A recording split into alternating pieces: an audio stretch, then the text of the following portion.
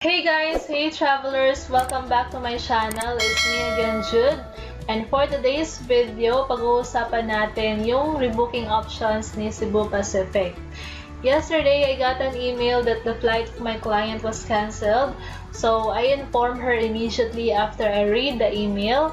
And as her travel agent, it is my responsibility to assist her. Not just assist her, but ako na yung gumagawa ng process kung ano man yung options na napili niya. Like for example, she wants to rebook na lang or convert to travel fund or request a refund. Ako na yung gumagawa ng process nun para sa kanya. So, that's the perks of having a travel agent dahil makakasave ka ng time, hindi ka na mai-stress, lalong-lalo na kung hindi ka techie, hindi mo alam kung ano yung susunod na gagawin mo kapag na-cancel ang iyong flight. So now, I hope you understand the importance of having a travel agent. Na-explain ko na to sa last video, yung isa sa mga benefits ng pagkakaroon ng travel agent.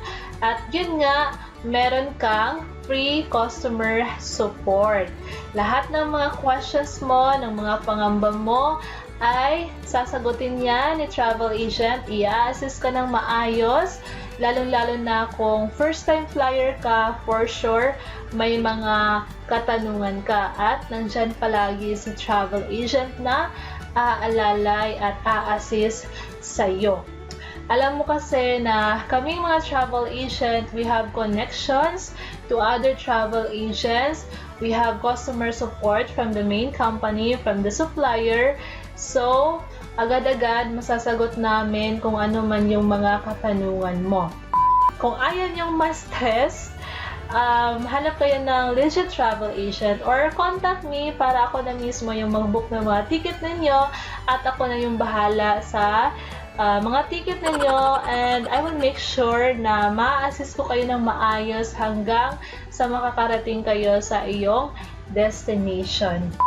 Punta na tayo sa aking screen para maipakita ko sa inyo yung pinili kong options nung na-cancel yung flight ni client kahapon. Ito yung mga hindi natin maiiwasan na mga sitwasyon kapag may mga cancellation. So, syempre, hindi naman natin pagmamayari yung airline. So, hindi na tayo dapat magalit kung ma-cancel man. So, ang gagawin na lang natin is to accept the situation and accept the changes.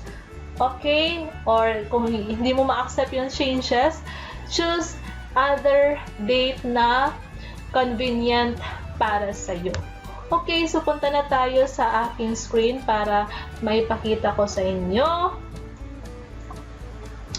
Okay, so ito yung email, options for your canceled flight.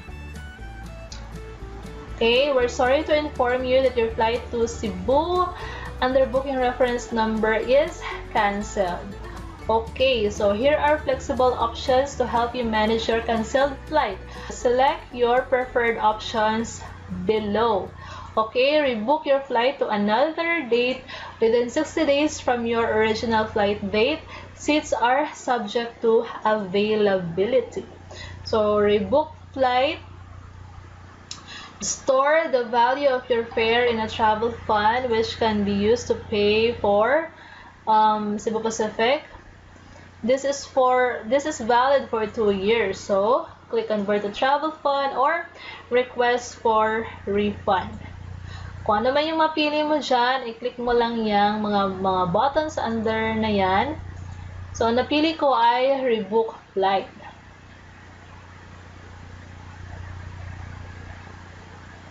So, here, you enter the booking reference number and then the surname and click continue.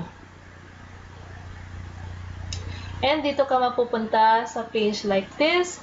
There has been a change in your flight schedule. If that change does not work for you, you may choose from the options below. Merong suggested na new flight si CebuPacific. Yung original flight dito ay January 10. Dapat. Pero, nag-suggest sila ng new flight at naging January 9 na siya. Okay, your options below, accept changes.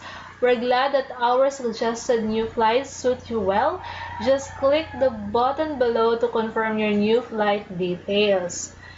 Kung agree ka doon sa suggested new flight date nila na January 9 or kung anong date man yan, i-click mo lang itong accept. Pero kung hindi ka naman agree doon sa sinasuggest nilang date, punta ka dito sa Rebook Flight. Okay? Para makapag-select ka ng new date. And then, kung ayaw mo namang i-rebook, pwede mo namang piliin yung convert to travel fund. Yung amount ng yung ticket ay magiging travel fund siya and pwede mo siyang gamitin anytime kung meron ka nang napili na date. Or, request refund ticket. If the ticket is refundable, then pwede mong piliin yung request refund. Okay, so dito, i-click ko tong accept changes kasi okay naman para kay client yung suggested flight na January 8. Pag napili mo tong accept changes, wala ka nang babayaran. Hindi ka na magbabayad ng rebooking fee. Pero kung piliin mo tong rebook at nag-select ka ng new flight, meron po siyang bayad. Meron po siyang rebooking fee. Kasi hindi ka nag-agree doon sa new flight na sinasuggest nila. Pumili ka ng iba. So, meron po siyang rebooking fee and yung babayaran mo is yung fare difference. Okay. You'll be removed from your flight and you'll need to check in to your new flight if you continue.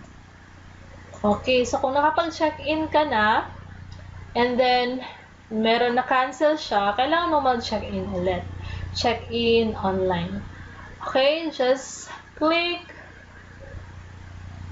continue.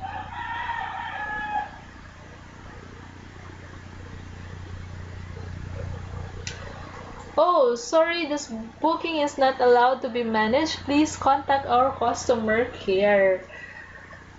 Okay, we'll see. Try natin na mag-manage booking ulit. Kapag ganito, kapag first time mo, hindi ka masyadong techie, magpapanik ka na kung meron kang makikitang ganito na error, no? Pero yung ginawa ko dito ay nag-manage booking lang ako ulit. I enter the booking reference number and then surname. And I click continue. So again, ito yung makikita. Just scroll down and click accept changes and click continue.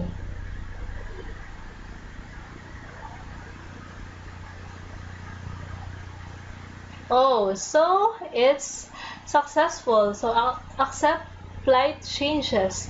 Confirm new flight details. So eto na. Okay na siya, na-confirm na siya. And, yun, kung meron kayong nakikitang ganito na error, mag-manage booking ka lang ulit. Or, you can contact customer care kung hindi talaga mag-work yung pagmamanage booking. Ito, accept flight changes, and then, just click continue. And your booking details have been updated. So, ganun siya. Ganun lang kadali. I hope na nasundan ninyo yung process. I hope that you learned something in this video. Kung may katanungan ka, just comment down below in this video and I will try my best na sagutin yung tanong mo as long as alam ko kung ano yung isasagot ko at as long as may vacant time ako para mag-reply ng mga comments ninyo. So, lumalakas na yung ulan, kaya dito ko na lang tatapusin yung video na to and see you sa susunod kong video. Keep safe everyone. Thank you for watching and don't forget to like and subscribe. Bye guys!